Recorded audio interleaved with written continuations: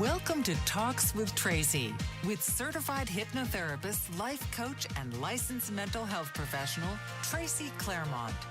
Tracy will share her healing journey and explore the many meaningful alternative healing methods in our world today that will support you in doing your own deepest emotional healing.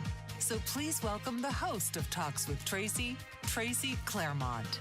Let the suffering end and the healing begin.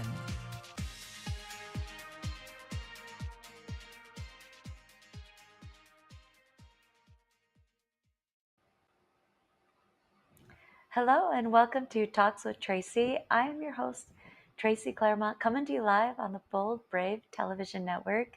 Thank you so much for joining me today. I always appreciate everyone who takes the time to listen to the show.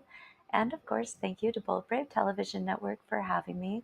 I always want to show my appreciation to them because without them, I wouldn't be here. So, I have been putting a lot of thought lately into just how much stress we all live with on a daily basis. And um, I don't know, if you can notice this, but actually, I'll apologize ahead of time for my voice today. I have a little something going on in my throat, a little bit. I wouldn't say I have a cold, but I have something going on, that's affecting my voice and this area of my body. And I was thinking about why is that? Why do I have a cold? Well, maybe I just came into contact with somebody, but really I think it is because of stress and some overload that I have experienced in my life recently, like maybe doing too much, trying to fit everything in, make everybody have what they want and need, like Halloween parties. And my one of my daughters got married recently, and all of this. And then there was also some things happening on the other side of my kids' family that were quite tragic and hard to deal with. And I was just really trying to be there for everybody and hold everybody together. And I stressed my own self out in the process. And now I have a bit of a cold going on. And it made me think, we do this to ourselves all the time, right? We overload ourselves. We uh, forget to take care of ourselves, do our own self-care. And it's really easy to do with all of the obligations, responsibilities, expectations in our daily living. It's so easy to do. Now those are sometimes obligations, responsibilities, expectations that other people place on us, but honestly, in my case, it's obligations, responsibilities, expectations that I place on myself for the most part. And then you know we can also end up being like our own worst critic, and we can judge ourselves harshly. We can have some hidden deep beliefs about not enough,ness if we feel like we don't do well enough. All these things can happen. And it just wreaks havoc on us for sure. So it really got me thinking about our poor nervous systems. How do we protect our nervous systems so that we don't end up in complete collapse? I did a show a few months ago. I called it Tracy's momentary relapse into old thoughts and behaviors. And I shared how I had a, a series of events that happened that led to my nervous system overload and led to me having um, temporary meltdown. How do we prevent this? I've also been thinking about this because I've been watching. I did mention there's some tragic kind of things happening, some loss, some really heavy, difficult things happening on the other side of my children's family. And I have been watching my teenager deal with this and manage this, and I've literally watched her shut down. Her nervous system is on complete overload, and I've watched her just shut down. And I have tried to keep things normal, maintain a routine. That's recommended when there's a lot of adversity going on. But then at the same time, I have sent my daughter to school where she has put her head down on a desk and slept because she is shutting down. How do we help in these situations? Then I had a situation with my sister, one of my sisters, where she was also in a state of high emotion. She had had an incident that triggered her own core beliefs, false core beliefs about herself, that sent her into a lot of negative emotion. And then she had pressure um, about moving. She had to move to a new residence.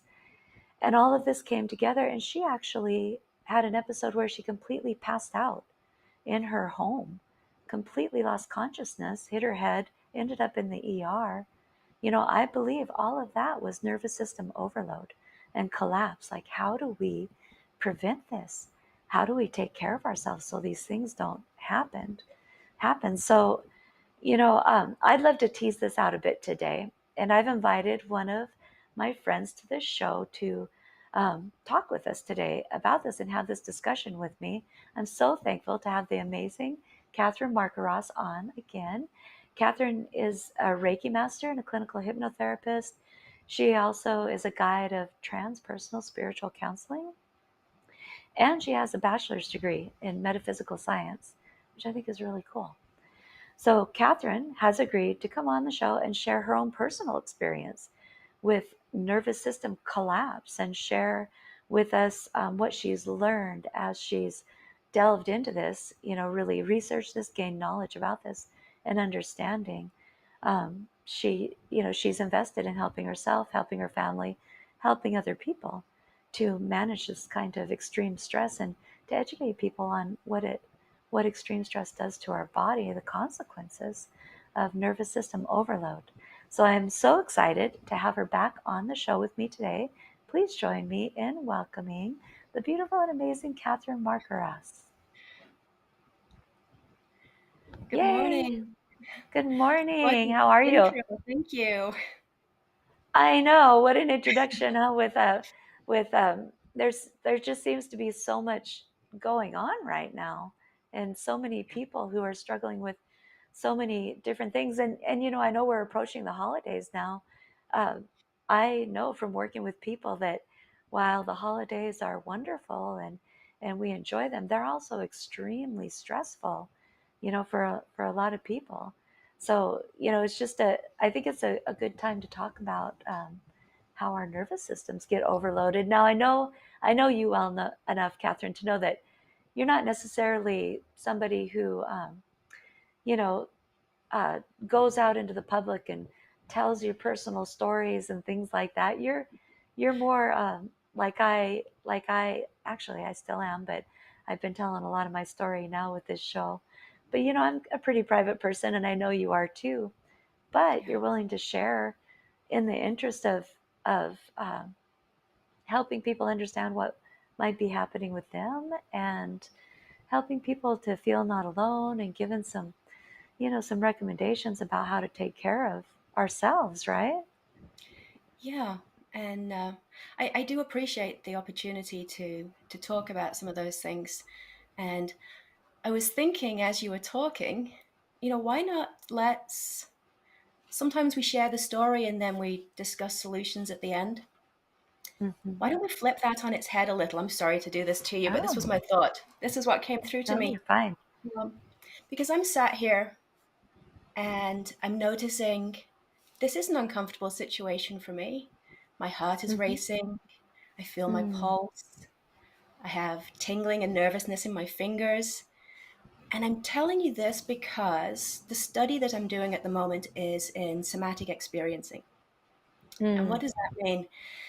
That's the study of the nervous system, the study of how trauma, stress, traumatic experiences impact us.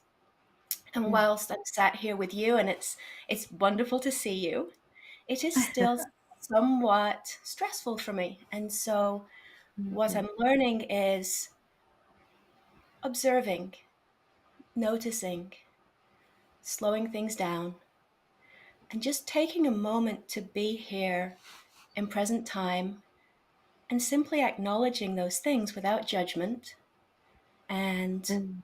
without critique. I have a past narrative of, oh, you're not good enough. You can't go onto the internet and talk to people. Why would you do that? And I Mm-hmm. think that's where the racing heart, the tingling in my fingers, I think that's where that comes from. And so it's really important to just notice those things and to acknowledge them without shame, without judgment, without guilt. And what I'm learning is the way that we deal with that is to then, with that observation, also begin to notice places within the physical body where we do have spaces of calm and quiet, places that perhaps aren't receiving that stress in the same way, and to acknowledge those spaces and to spend just a moment with that place of quiet and calm. I notice my feet pressed onto the ground, so I'm grounding, and those are the things that will help bring the nervous system back into regulation. Those are the things that will allow me to continue this interview without Mm-hmm. feeling all of that stress. And so what came through to me was, let's gift ourselves just a moment. And I would invite you to do the same if you'd like, to Mm-hmm. just notice your feet on the ground, perhaps noticing your legs on the chair. I notice my arms really firmly on my armrests of my chair. And each time I notice these things, I remember I'm present, I'm here, I can do this, it's all okay. And this is the counter to the jittery nervousness. And what we tend to do in our lives is we spend so much time going from place to place, from person to person, helping. That's what we do, right? We try to help and support. And we expend so much of ourselves, of our energy, giving that. And so little time just being present with our own needs. And my own body, my nervous system right now is saying, okay, this is a little much. And let's just take a moment to remember that I can feel my back against the chair and it feels really good. It feels really supportive. I can feel my feet on the ground. If I look around my room, I have familiar and supportive things. And it's a reminder to myself, to my subconscious, and to my physiology that, oh, it's okay. I'm not under attack. It's okay. Life is good. I can do this. And Right. so the culmination of what we're going to be talking about today, I think, everything that we are doing, all of the stress, all of the outside influences that are constantly bombarding us, Mm. the gift is we do have this nervous system that is there to protect us. And if we can become friends with it, we have the antidote to that stress too. We have that place of sovereignty, and we have that place of strength, and it Mm-hmm. feels good to just tie into that. My puppy is talking to us too. um Yeah, and so and one thing, Kathryn, that I noticed, like, even when you started to say, take a moment mm, and just notice, I yeah, immediately took like a really deep, calming breath automatically, you know, beautiful. and that's part of it, just taking a moment. And I agree that I, the reason I am hoarse today and have some things going on is because I did not take Yeah, any moments in the last probably couple weeks to just sit and um, be still and relax, yes, just overly focused. And I mean, it is hard to not be overly focused when our children are really, really struggling and having needs. it is. But yeah, but at the same time, I need to take care of myself so that I can better be there, for other people. Exactly. Yeah. Exactly. We can't give Yeah. from an empty cup. And No. I would even go so far as to invite anybody who's watching to do that same exercise, to just notice, to just take a moment, and bringing attention to the breath is beautiful. Absolutely. Mm. To just Mhm. notice the stability that we're gifted when we're just sitting and just Mhm. noticing where we are in this moment without judgment. And eventually, even with compassion and kindness for ourselves, for the job that our body and our Mhm. nervous system is doing for us, and just Mhm. having that awareness around it. So yeah, thank you for that moment. I needed that. I appreciate it. Yeah, yeah, no, I appreciate that as well, very, very much. Um, I would add the word safe, Yeah. like to your internal dialogue when you're noticing things. I think it's important to remind ourselves that we are safe, right? Because that goes a long ways in calming our nervous systems. A lot of times our nervous systems are activated um, based on things that aren't actually happening right now, Yes. you know, and that's where that grounding comes in. You mentioned it yourself, that that the nervousness about being here, um, maybe a little insecurity or twinge of that, where you said, why, who's going to want to hear me talking on the internet, that kind of thing, who's going to want to hear what I have to say. All of those kind of things are, when they activate our nervous system, we can just kind of take a moment to remember that none of the things that cause those kind of fears are happening now, and we're safe. Yes. And I do a little thing in my head. I don't do it so much anymore because I've done lots of shows now, but certainly in the beginning, I would repeat, calm mind, calm body, calm mind, calm body. And then I would say how excited I was. I'd be like, I'm excited, I'm excited, I'm excited, so that I could tell my brain that I was excited, not afraid. So I could There's the shift that. hypnotherapist I know and love. Yeah. Yeah, so that those are some things that I've done.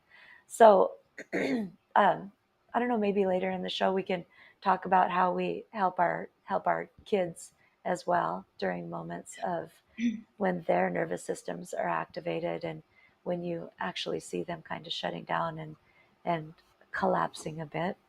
So Absolutely. um, I know that you do great work with people around all of this. And I love the somatic kind of therapy that can be done. There's great, great learning to be had when you can teach somebody to really be aware of where they hold things in their body.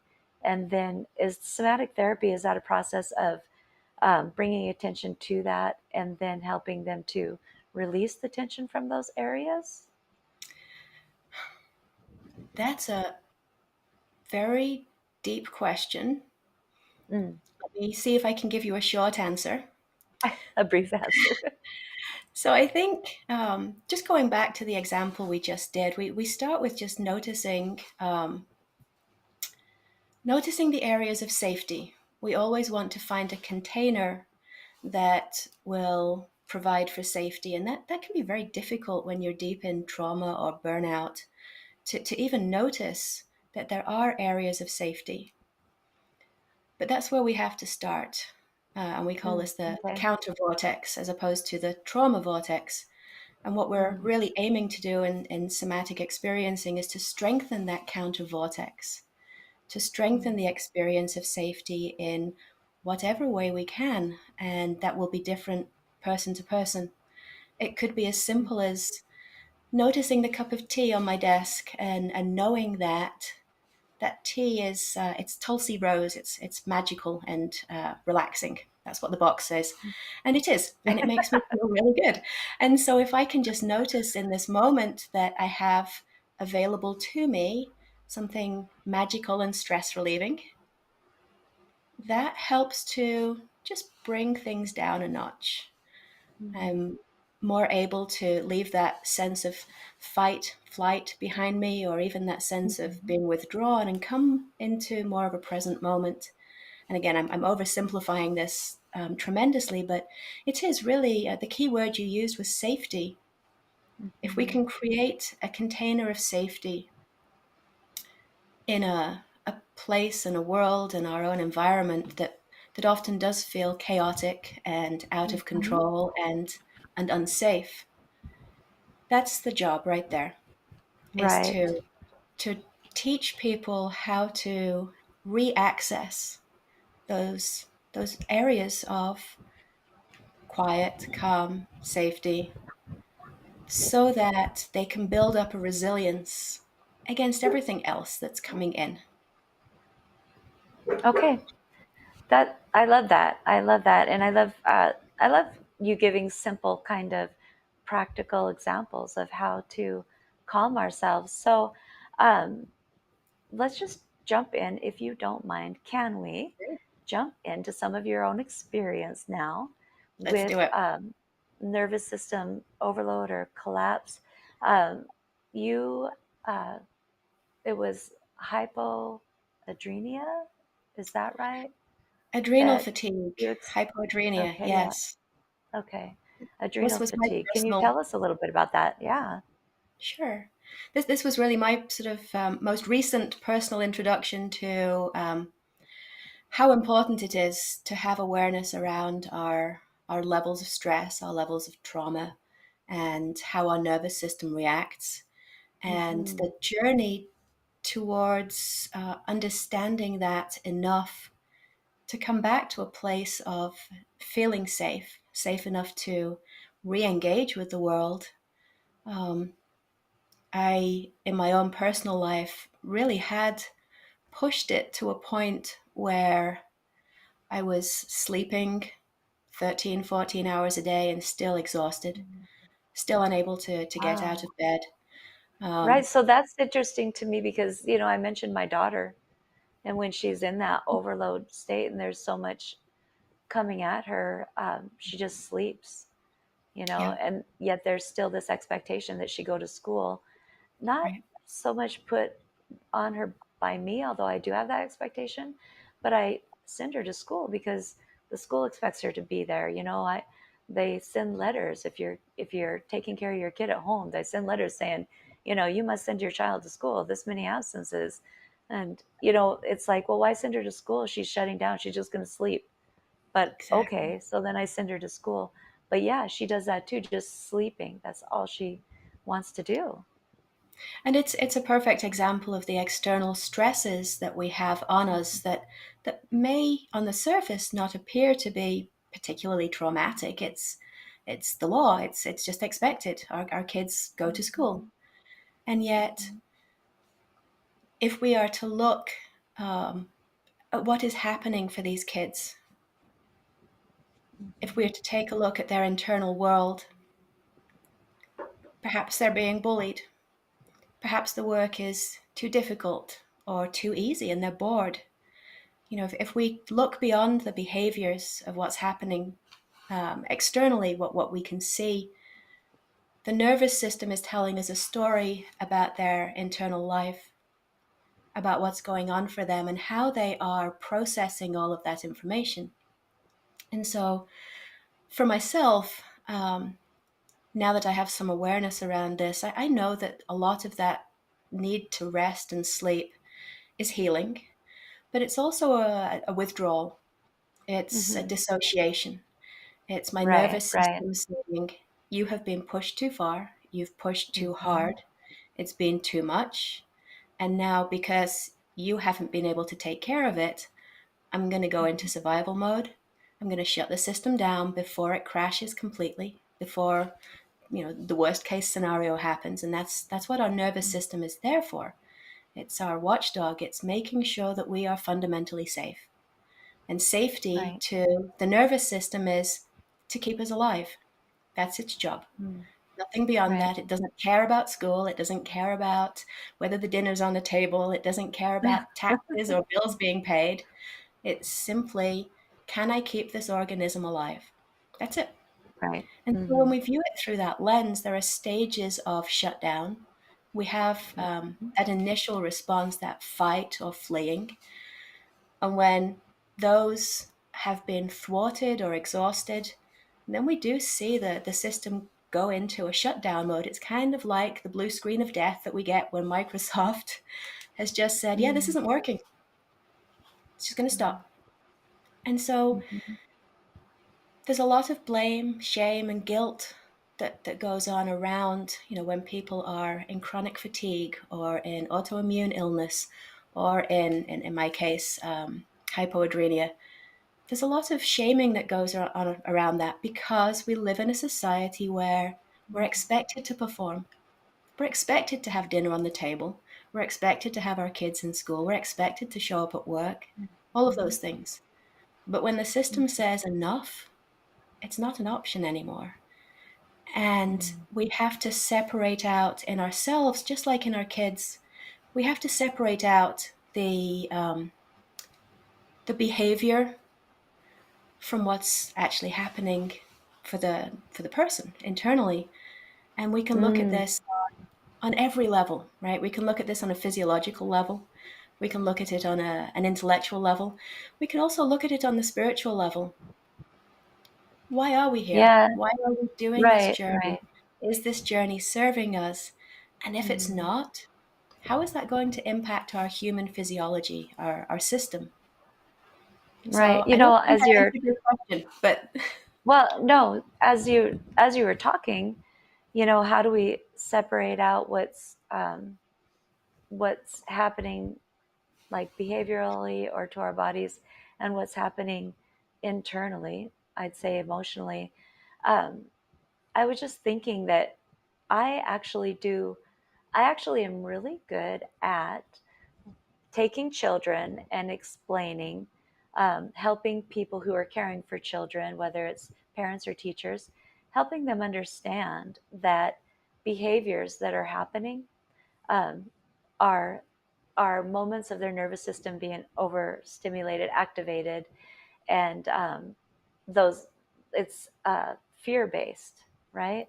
When you peel away all the layers, it's fear based, and I talk to people about that all the time so that I can help them have some patience and compassion for children thank you. who have really difficult behaviors and Yes, or even shutting down behaviors. And it just dawned on me that I'm really good at explaining that, but I am not good at placing that on myself, right? Like doing that for myself. I'm not good at saying, okay, um, what's happening with me internally that's causing these kind of things to happen. So it's kind of easier to do it for other people than it is to do it for ourselves. And maybe when I'm struggling, I tend to even focus more on other people because yes, it's easier to focus on others than to do your own work. Do you agree? I do. I do. Avoidance, for Yeah. sure, is one of those nervous system traits. Yeah, and Right. I just gave a beautiful example of avoidance. You had asked me about my struggles, and we ended up talking about everybody else's struggles. And so, yeah, thank you for calling me on that. Um, Oh, yeah, funny. hypoadrenia. I had found myself really unable to function. At one point, Wow. I had started writing my will. I did not think I Oh, was going wow. to make it. And it's hard for me to admit that as a healer, as somebody who practices the healing arts, Mm-hmm. meditation was not available to me in that place. Mm-hmm. I could access Reiki and tapping, but it felt very distant. And so where does that leave you when Mm-hmm. the tools that we've relied on, the tools that we share with other people for their health, are not available? It's disorienting. It compounds the fear. It feels very isolated.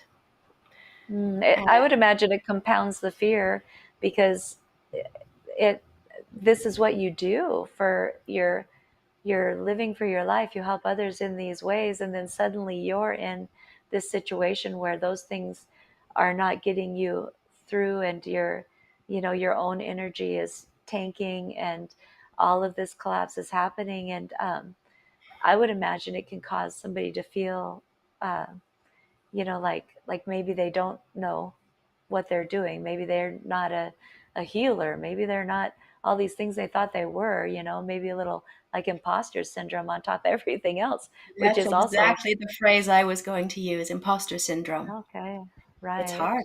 It's really Which is hard. also fear based. Yes, yes. Yeah, right. So I would love to take this to the next part after the commercial break, where we talk about how you put this train back on the tracks and how Perfect. you are able to be here today. So we're going to take a brief commercial break. You're watching Talks with Tracy on Bold Brave Television Network. We'll be right back. What if there were a super tiny device that could diagnose the brain and is smaller than a single human hair? What if you could see inside the brain to help an epilepsy patient during surgery or to help the fight against Parkinson's disease? Dr. Patricia Broderick is proud to announce the Broderick Probe, a biomedical and electronic breakthrough. Imagine a probe to help with the understanding and potential cure of brain-related diseases. To learn more, listen live to the Easy Sense radio show with host Dr. Broderick, Wednesdays 7 p.m. Eastern on the Bold Brave Media Network and TuneIn Radio. And to help support the Broderick Foundation, please go to EasySense.com and learn how, with your help, we can fight these horrific brain disorders. That's EasySense.com to learn more and help support the Broderick Foundation. Author, radio show host, and coach John M. Hawkins reveals strategies to help gain perspective, build confidence, find clarity, achieve goals. John M. Hawkins' new book, Coached to Greatness, Unlock Your Full Potential with Limitless Growth, published by iUniverse. Hawkins reveals strategies to help readers accomplish more. He believes the book can coach them to greatness. Hawkins says that the best athletes get to the top of their sport with the help of coaches, mentors, and others. He shares guidance that helps readers reflect on what motivates them, rediscover and assess their core values, philosophies, and competencies, find settings that allow them to be the most productive, and track their progress towards accomplishing goals. Listen to John Hawkins' My Strategy, Saturdays, 1 p.m. Eastern on the BBM Global Network and TuneIn Radio. Welcome back to Talks with Tracy, coming to you live on Bold Brave Television Network. I have the great pleasure of visiting today with the amazing and beautiful Kathryn Marquross. We're talking about, nervous system collapse. I wanted to just take a quick moment and say hello to Eve, put some comments on. And she said grounding is so important. It absolutely helps so much. And you are right, Eve. It is so important. I will second that for sure. And it's also something that we often, I don't know, maybe I shouldn't speak for everybody. I often forget to do. Even though I preach it continually, I teach it to clients, I do, all of this, but I forget to do it myself at the most important times. So, Kathryn, you were describing how, you came to this place of hypoadrenia where it was an adrenal collapse, and you were exhausted, sleeping hours and hours and hours every day, and really having a sense of your own mortality at this point. I mean, this is very serious what happened to you. Very scary things. And am I correct in just saying that it was, because you were doing too much for too many and not doing your own self-care, or was it related to a whole lot of expansion and learning and things like that, and then kind of crashing at the end of it, or you know um, Yeah. those kind of things? All of the above. And I think it Mm, might be helpful okay. to just share my understanding of what hypoadrenia is. So we have our adrenal Yes, glands, please. and they create various chemicals, cortisol, epinephrine, norepinephrine. These are the things that get us up and moving. These are the things that actually especially come online when we have to go into fight or flight, when we're fighting for our survival. Those are the things that come online. But they're also the things that just get us moving through the day. And so a lot of this started with a massive trauma, a shared family trauma that I won't go into. I won't bore you with that. Um, but really, it was my lack of understanding of what that trauma was physiologically doing to me, to my husband, to my children. And we just pushed through because that's what you do. Because Right. that's what you do. And we expect our Mhm. kids to push through. Mhm. And so it was compounded. It was trauma, and then it was pushing through, not taking downtime, and it was making sure that everybody else was okay first, Mhm. and not recognizing that, oh, actually, I'm not okay. Right. And so even with daily Mhm. meditation and Reiki and tapping and all of these things that we know to do, Mhm. homeopathics, natural supplements, organic food, all of these things that I preach and teach, Mhm. it wasn't enough because I was relying on the tools and not observing the underlying condition. And the underlying condition, simply put, was, I think, lack of empathy for myself. This expectation that I could give and give and give to everybody around me because it feels good. It feels good to know that you're helping people, to know that your kids' lunches are made, that the kids are in school on time, that you're supporting your spouse, those things. But I was slowly eroding away. Mm. And that ultimately culminated in my physiology, my system, my physical body collapsing. Mm. That, as a counselor, healer, that's really hard to acknowledge. So this is Right. my I own totally agree. invitation. I agree. Yeah. I when I'm struggling myself and I have 8 clients scheduled for mental health therapy, it's kind of a common occurrence that I will, text my sisters or call my sisters and, talk to them for a minute and then say, okay, I have to go because I have to get my eyes back to normal so that because nobody really wants their mental health therapist who looks like they've been crying for hours. Right. There's just not a real, like a very good demonstration of you having a lot of holding space for their stuff. And you don't want your clients to be more worried about you than and your own mental state than you are That's about them. a great example of one of the stresses we put on ourselves, this idea that we Uh-huh. have to be perfect to support the people around us. And I think I may be jumping ahead in the narrative here, but I think the biggest takeaway for me in Uh-huh. this kind of crisis that I found myself in is Mm-hmm. this idea that I'm also human. I also deserve the same compassion, love, and kindness that I Mm-hmm. give to my family, my clients, my friends. I deserve and need that too.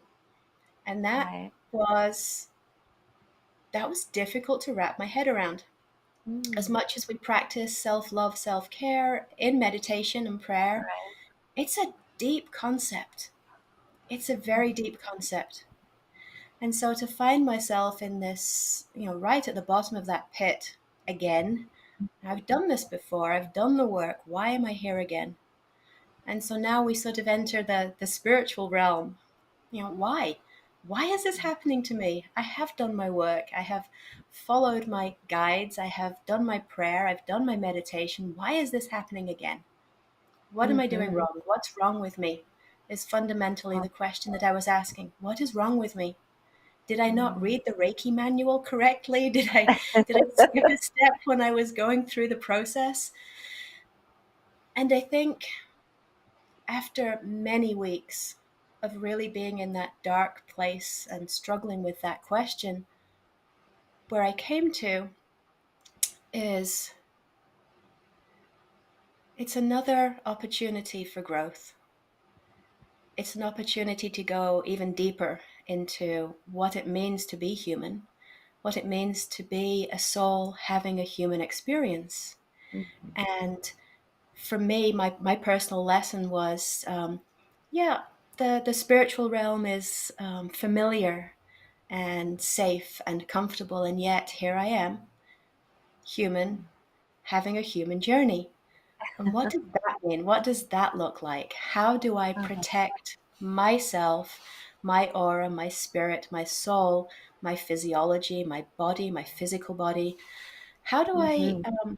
how do I manage that in physical realm with everything that is coming in, with everything that is happening on a physical level and a spiritual level?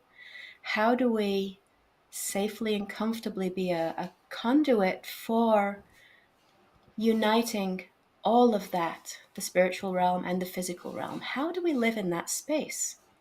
And so Right. And how did you turn it around? Like you came to that's that a great question. conclusion. It's a work in progress. And for me, the biggest eureka moment in that was having the question, simply Mm, having the understanding that maybe this isn't a punishment. Maybe it's not a failing. Maybe if I can look at my situation with the compassion, kindness, and non judgment that we talk mm, about, what's left then? mm, Now we have space. Now we have this wide open space for exploration of what is the gift in this? What is the learning? Where can I take this, deepen my understanding, and allow that to come through in, manifest in physical realm as a greater capacity for empathy, a greater capacity for understanding, and a knowledge of which tools we have available in this realm, in physical realm, which tools we have available to us to allow mhm. that level of growth. And so Right. I just want to circle accessing, back for a moment and yeah, repeat what you said about, when I asked you, how did you turn that around? Uh, your response was really centered on having kindness and compassion and understanding and patience with ourselves. Is that what you said? yes, Yeah, we have to have that same kind of um, this. We have to, be kind, just as kind to ourselves. Have just as much patience and compassion for ourselves as we do for other people. A lot of times, we're very good at having patience, kindness, understanding, compassion for other people, but we don't do the same for ourselves. We don't take the time. Even in this example where I have been trying to support my teenage daughter through things that she's going through, um, I've had to give her, I've had to allow her to release some emotions on to me, and then allow her to kind of separate herself from me. Like I've had to do this dance with her that mm, required a little bit of distance. And I have to admit, in the midst of that dance, I was very hard on myself. I was saying, oh, I shouldn't have said this, or I shouldn't have done this. I wish I would have done that. Now she's, headed out. You know, mm, I want her here. I want to be able to comfort her. And I fell into that kind of being really hard on myself. And I recognize now that I did okay in all of that, and I did provide her with what she was needing. It's just that what she was needing was hurtful to me. It's not what I wanted, but it was about her, and I met her needs. But in the midst of that, we can be really hard on ourselves. And of course there was absolutely no thought of, in my mind about what I needed, which is why I have a cold today. yeah. Because my body's like, too much stress, not Yeah. okay. I think people do that to themselves all the time. And I think that's again a beautiful illustration of how we can start to bring awareness to day-to-day situations. Mm-hmm. If we have these somatic experiencing tools of just noticing in the moment where your daughter ends and you begin, and noticing what is present for you and your need and how that's impacting the situation, but allowing yourself the grace to acknowledge, perhaps I can't have this in the moment, perhaps my daughter's needs come first, but I am noticing this need in myself, and I will find time to address that. I will give myself time to address that need. And that allows you to stay higher vibration. It allows you to stay present with yourself, to give yourself that compassion and love that is necessary. And what does that ultimately do? It allows you to be even more present for her. Right. And so Absolutely. these are the things that we do sort of consciously know, and we even try to teach those things. And I think coming back into that gift for ourselves, and that is the growth, because that does allow that space for healing together, for this is me, this is you, and together this is us. And there is healing in all three of those spaces. Social engagement is another huge issue right now. We are Mm-hmm. in a technological society. We're hugely divided by race, politics, all kinds of stuff. And Yes. technology, as much as it can bring us together, it's not the same as sitting in a room having a cup of coffee with a friend, or sitting face to face in therapy. And we just need to acknowledge that. It's not a judgment on whether that's better or worse. We simply need to acknowledge how it impacts our nervous systems, Mm-hmm. and allowing for that, the grace of coming together and holding space. That social engagement piece is what helps to regulate our nervous systems.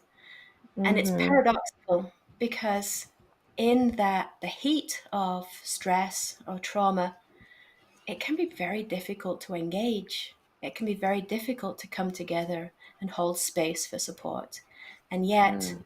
so often it is that loving, supportive, compassionate, safe container that will allow ourselves, individually and collectively, to move through Mm-hmm. that trauma.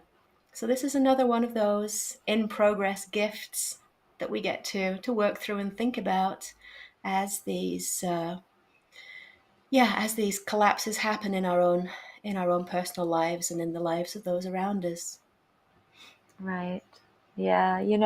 I've heard you talk before about how we are communal beings.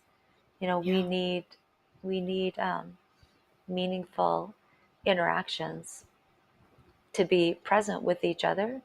And, we're just it feels to me like we're in such a day and age where there's so much division and so much conflict and so much fear based kind of interactions between people. What um, are you kind of saying that we need to, well, I guess maybe I'm saying the beginning of how we change that, how we shift that, how we turn that around is actually to start with ourselves, right? To work on ourselves. I know, I remember you saying we need to work on our own shit first. And I Yeah. love that statement. It's so true. We need to work on our own issues first so that we can raise our own vibration.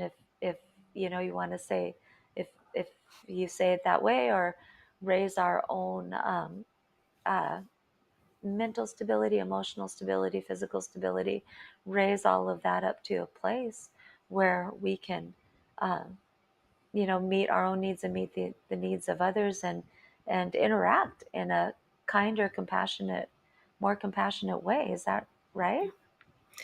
Well, I think it leads to an interesting thought experiment, to an interesting series of questions.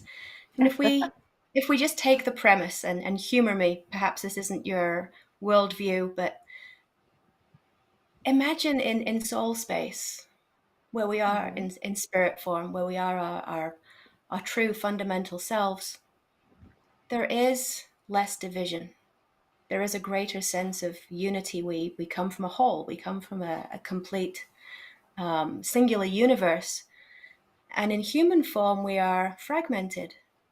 And it's a learning opportunity. It's a place of duality. It's a place where we get to play and experiment with this idea of separation from our true self, in a sense, but separation from the whole.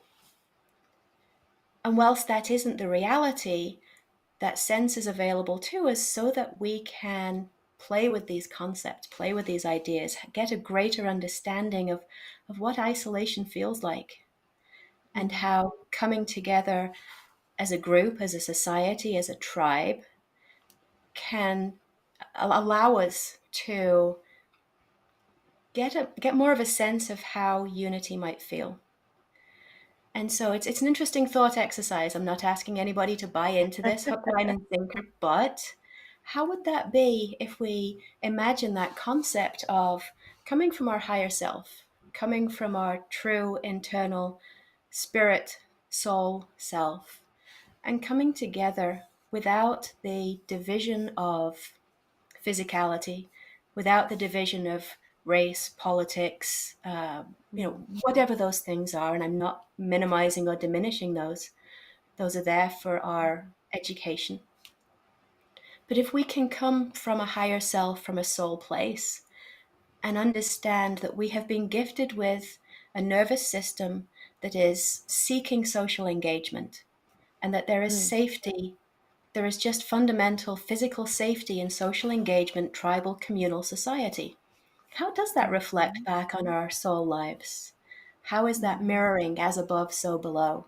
If we imagine the communal, universal coming together in soul form, how can we bring that down to physical plane? We just went off on a whole other thought exercise, metaphysical woo-woo spin there, but it came to me. Right. I was just wondering because, again, um, maybe maybe it's because my mind is around this election coming up, and our systems, our nervous systems, are being bombarded with political ads and things like that. And I have a firm commitment to never talk about politics on this show because I it's not my thing. I don't like going there. Um, but when you're talking about the nervous system around this time, um, we're just being bombarded with a lot of political kind of ads and things that are really ugly and just Mhm. mean spirited. It's just a lot of ugliness happening Yes. and whatnot. And again, I always get back to all of the division that creates and all of the polarities that happen from that. And when there's big divisions, and people start to rise up against each other. And I think you described it as we're like crabs in a bucket. Yeah. I remember you using that Yeah. phrase. Yeah. Just kind of uh, every man for themselves kind of Pulling each other mentality, down so that nobody gets ahead. And I right? think Which, no, go ahead. where I was kind of going with this is let's bring this back to the somatic experiencing kind of model. We have a trauma Mm-hmm. vortex, we have a counter vortex. The counter vortex is often overlooked. It's our resource, it's our place of safety and resource. And Mm-hmm. even in this climate that we're discussing, a technologically separated climate, a politically divided climate, that's the trauma vortex. That's all the stuff that's Mm-hmm. designed to rile us up. It's the stuff that's bombarding us with fear and you're not safe and putting our nervous systems into fight, flight, or collapse. And so what is that? What is the Right. counter vortex to that? Well, the counter vortex would be, as I look at you as a human, as a soul having this adventure alongside me, where do we meet? Where is our connection? Where is our coming together? Where is our love, our compassion, our humanity? And how do we find space to focus on that? How do we find space to together focus on the grounding, together focus on the love, the compassion, the this is a great pumpkin spice latte if that's your thing, and let's wallow in that. Let's find the places of coming together and feed back to the nervous system this concept Mm. of love, compassion, and safety that is starting to really be missing in just about all of us. Right. What a great way to end the show with a message of love, compassion, and safety. That's what we all will grow and flourish within. So, Kathryn, please tell me how people might find you for services. Maybe mention the services that you do, how we might, reach you. I can be found online at kathrynmarquross.com. My telephone number, email is all on there. And the services I offer are holistic support. So we're looking at mental health, physical health, but how your spiritual being also plays into that. I do Reiki and other healing modalities, hypnotherapy, and I'm currently in training for somatic experiencing. And pulling it all together, we work with what's present and we make it work for the client. Well, beautiful. I highly recommend you. I actually go to you for help myself, and you've been so very helpful to me. I so appreciate you, and thank you for being on the show today. And Thank you.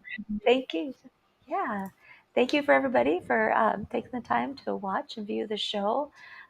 If you'd like to get a hold of me, I can be reached at tcholistichealing.com, or you can shoot me an email at info@tcholistichealing.com. I'd love to hear from you. We will be back next week and with a brand new show. So you're watching Talks with Tracy on Bold Brave Television Network. I'll see you next week.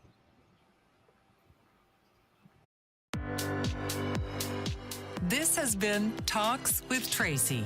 Join us each week as Tracy and her guests will come together and realize that underneath it all, we are all the same and never alone. So join us each week and let Talks with Tracy be your safe place to land in your healing journey. Right here, Thursdays, 11 a.m. Eastern on the Bold Brave TV network.